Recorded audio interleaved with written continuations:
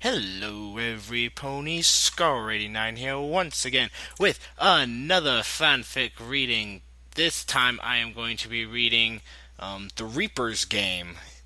It's apparently a My Little Pony The World Ends With You crossover-ish type of story. It's kind of long, but I'll I'll suffer through. Okay, for your enjoyment, I will suffer through. Hopefully, it's not terrible.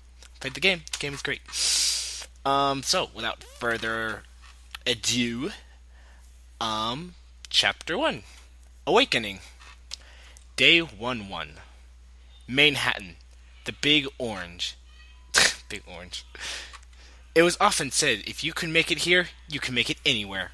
And ponies took this advice to heart, traveling from all across Equestria to this fable city in search of a new start, a new hope, the equestrian dream.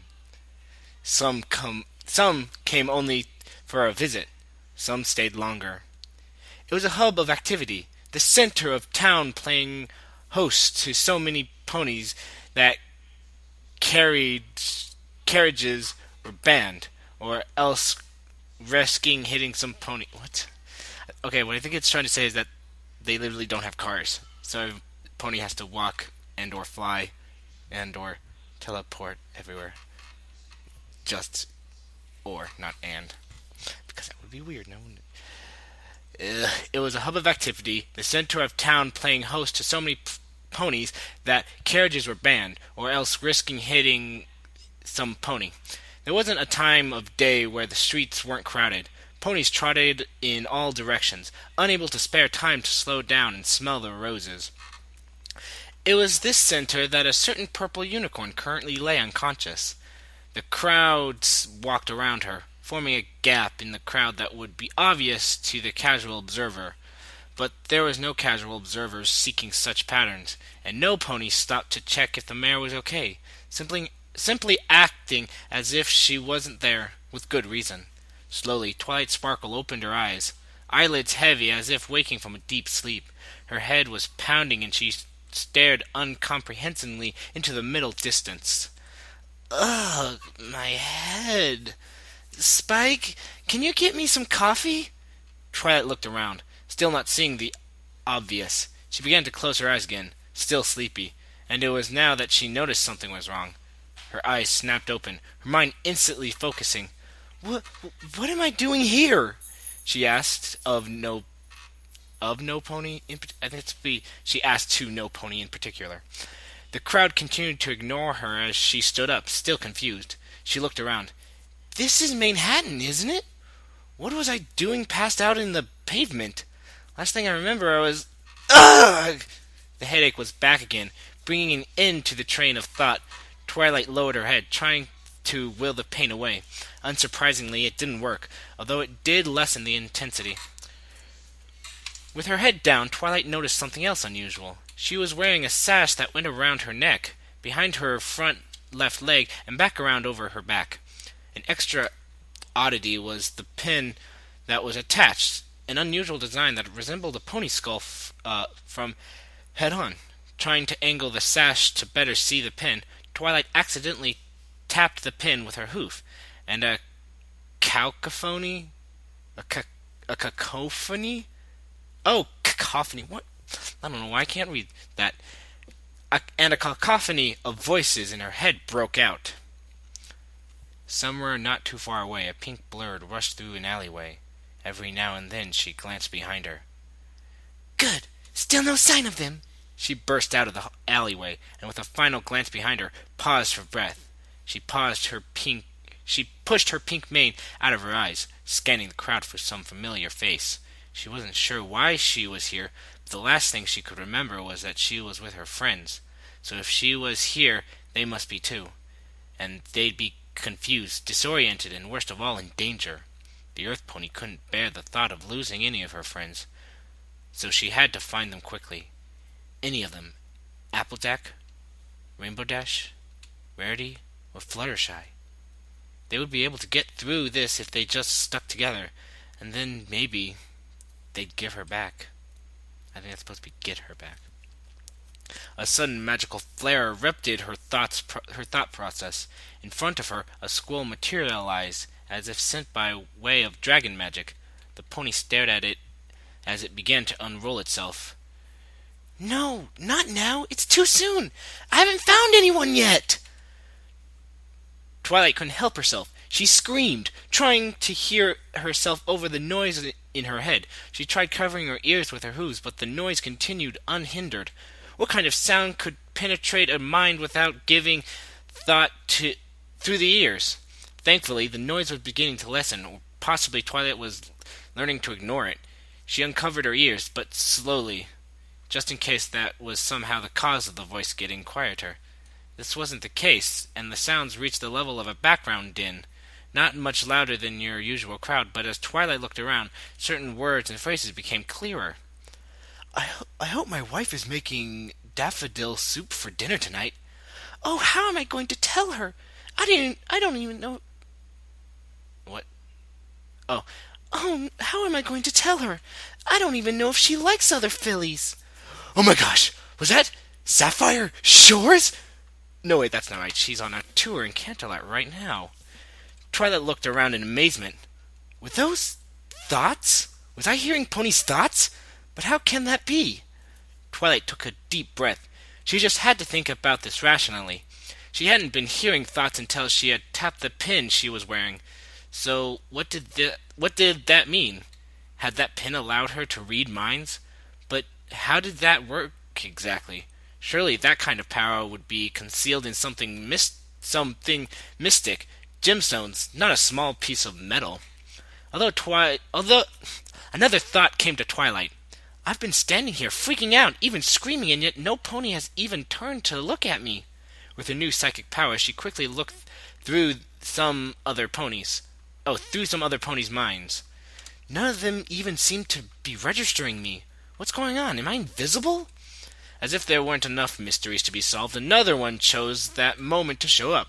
A squirrel, like the kind Twilight received from the princess, appeared out of thin air, but instead of falling to the ground like a normal squirrel, this one hovered in the air in front of Twilight and unrolled itself. Mission 1. Reach Bits and Bobs? Twilight read out loud. You have 60 minutes. Failure will result in erasure.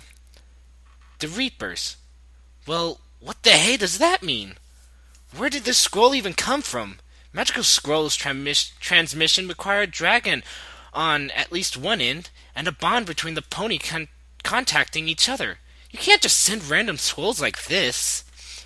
Twilight's thought process was derailed, but a sudden sharp pain near her right foot... Wait, what? Twilight's thought process was derailed by a sudden sharp pain near her right foot. It said, but... It says derailed but a sudden. Should be derailed by a sudden sharp pain near her. She raised it to eye level, trying to find the source of the pain. She was not prepared for what she found. Just above her hoof, as if tattooed there, was a timer, and as she watched, the time ticked down. 59:51, 59:50, 59:49. It was too much for Twilight. She had to be dreaming. Mind-reading, unsolicited scrolls, ticking time tattoos. None of that could possibly exist, could it? This being a dream was the only explanation that made sense, although Twilight remembered a lesson learned not too long ago about how just because she couldn't explain something didn't mean it couldn't be. The thought got no further before Twilight was knocked off her feet. Whatever had hit her had enough force to send her flying a short distance. Thankfully, she hit the pavement without receiving any damage. She looked up at whoever it was that had run into her. Are you okay? I'm sorry I was in your way, but why are you... Pinky? The pony that had collided with her was the spitting image of Pinkie Pie. Pink coat, balloon, cutie mark. The only difference was her mane. Where Pinkie's mane was fluffy and untamed, the pony's mane lay flat and straight. Still, the resemblance was uncanny. Ow! Wait a minute. I ran into you? You must be a player then. The voice even sounded familiar. Maybe she was a relative of Pinkie Pie. The pink pony looked behind her, as if being chased by something. Great! I had hoped to find one of my friends before this happened, but I guess I have no choice. Wait. Okay. I already think I figured stuff out. Sorry. I figured stuff out. I don't want to say it because I've already played the world with you, and if you haven't played it, then you wouldn't understand. Excuse me, you're not making any sense. Yet another way the two were similar. Player? Before what happened? The mayor looked confused. You mean you don't know? Okay, I'll explain. You see, a scream pierced the air behind them. The Pinkie Pie look-alike jumped in the air. Horse apples! Okay, no time to explain for explanations now then. We need to make a pact, quick! A pact? What do you mean? I don't I said explanations later! Just say I accept! Say it! The expression on the pony's face was beginning to scare Twilight. Okay, I accept! A blinding light emanated from the ground. What am I thinking? A blinding light emanated from the ground around them. Twilight winced and had to close her eyes. When she opened them again, she looked around for the other pony she was facing away from. She looked around for the other pony. Sorry, didn't see that period there. She was facing away from Twilight now, crouched in what could abstinently be called a battle stance. What are you? No time! Explanations later! Noise are coming! Twilight blinked. Okay, firstly, that statement is grammatically incorrect. Noise is a singular word, so it should be noise is coming. And secondly, I said explanations later! We've got a fight coming for us! Before Twilight could raise any further objections, a strange red symbol came hurtling into view. Twilight couldn't figure out what it was, but it almost looked like a frog's head. As it came closer, the symbol seemed to bulge at the middle and expand, unfolding into a frog? But this was unlike any frog Twilight had ever seen before. It was half the height of a normal pony, and its legs, instead of being fleshed out, seemed to be made out of the symbol that it used to be. What is that? Noise! And now we fight! The frog leaped at Twilight. Just before it made contact, there was another flash, and every other pony on the street seemed to vanish. There were now also 3 frogs rather than just one. Just when I thought I couldn't get any more confused, muttered Twilight. Behind her, the pink pony was charging at another group of 3 frogs, lashing out at them with a flurry of hooves. She knocked back the group of frogs and looked back at Twilight. Don't just stand there, fight! But how do I do that? I don't know. What pins do you have? What? Twilight looked down at the black pin on her sash. To her surprise, another one had now joined it, the one that looked like a stylish flame. I've got one that looks like a flame, but how is that important? That one lets you summon fire. Imagine a line of flames going from you towards the noise. Why can't I can't read normally today, and it's because of Pinkie Pie. Because it's the Pinkamena. It's Pinkamena Diana Pie, not Pinkie Pie. And I can't read her sometimes. And I'm sorry. Let me start over. That one lets you summon fire! Imagine a line of flames going from you towards the noise! That should activate it! The strange pony sidestepped just as a frog jumped at her, narrowly avoiding it, then let loose with another flurry of hooves. Twilight looked back towards her side of the battlefield just in time for a frog to leap onto her face. Panicking, she somehow managed to imagine the frog catching fire. A spark flared in front of her eyes, and the frog vanished, disintegrating into thin air. Twilight focused more, and a thin column of fire appeared on the ground in front of her. Not entirely certain how she was doing this, she steered the column toward one of the only remaining frogs. It tried to jump away, but too late, as it too vanished into nothingness. That left just one frog. Twilight directed the fire towards it, but just before it could engulf the frog, the flames died down. What's happening? What's happening? Where's the fire gone? Twilight felt her anxiety levels rise again, and couldn't focus. The frog, sensing an opportunity, leapt at the undefended pony. Twilight closed her eyes, waiting for the blow. But it never came. Opening her eyes, Twilight saw no frog in sight. She looked behind her to see the pink earth pony also with no enemies in sight. Well, that wasn't too bad. I forgot how weak the initial noise are. Initial noise. I don't know. The other pony mumbled, barely audible to Twilight. Good job over there. Now the underground should Now the underground should reassert itself now. The scene around them dissolved and the crowd returned seemingly from nowhere. Twilight slumped to the ground, heart still racing from the adrenaline. I don't understand. The Pinky look-alike came out. I'm not good today, am I? The Pinky look-alike came over to her and sat down beside her. Good. Well, we're safe for now. She looked at her front right hoof. For now, anyway. We've still got 40 minutes left, so I guess we can do some introductions.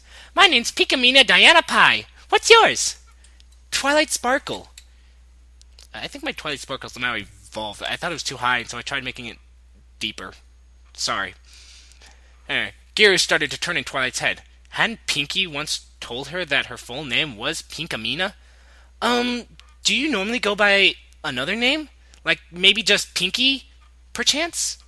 Pinkamina froze. No, she evenly managed to say. That name belongs to somebody else. The question is, how do you know that name? I haven't met you before, have I? My Pinky got lower as well. I'm sorry. It had to be Pinky. Twilight was sure of it. You don't recognize me? It's me, Twilight. We both live in Ponyville. We're best friends. How can you forget me? Pinkamina shook her head. Nope, that can't be right. If you are from Ponyville, I know, because I know just about every pony in... She trailed off. No, that's too much like her. Twilight was shocked. How could Pinky not recognize her? And why was she calling herself by her full name? I know I'll just read her mind. I'll bet this is just another Pinkie Pie prank. A really elaborate Pinkie Pie prank. Twilight focused, shutting out the background noise.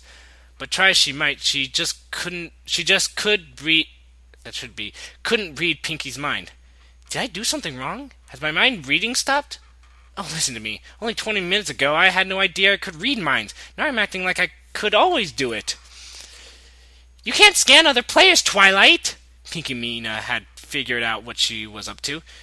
Don't know why, but you just can't. Twilight let out an exasperated sigh. There you go. You're using words that don't make sense again. I thought you were going to tell me what's going on here. What am I playing? What are you playing? You're playing the Reaper's game. If you're playing the Reaper's game, that can mean only one thing. A rather grim smile appeared on Pinkamina's face. You're dead, Twilight Sparkle. And that is the end of Chapter 1. How much time do I have? Ooh, almost 20 minutes. Okay. I will stop here, record the second chapter, so, when it's up, you can go listen to that, or you can listen to my other stories. The reason I haven't done Ho and Shy for a very long time is because I've been working on my story, and I needed an editor, but I think I have one now. 23,546 words. That's what I have written. I'm not going to read it. I'm going to put it on FibFiction. You can read it there when I finish it. So, until then, until the next video, I will see you guys later. Brody on!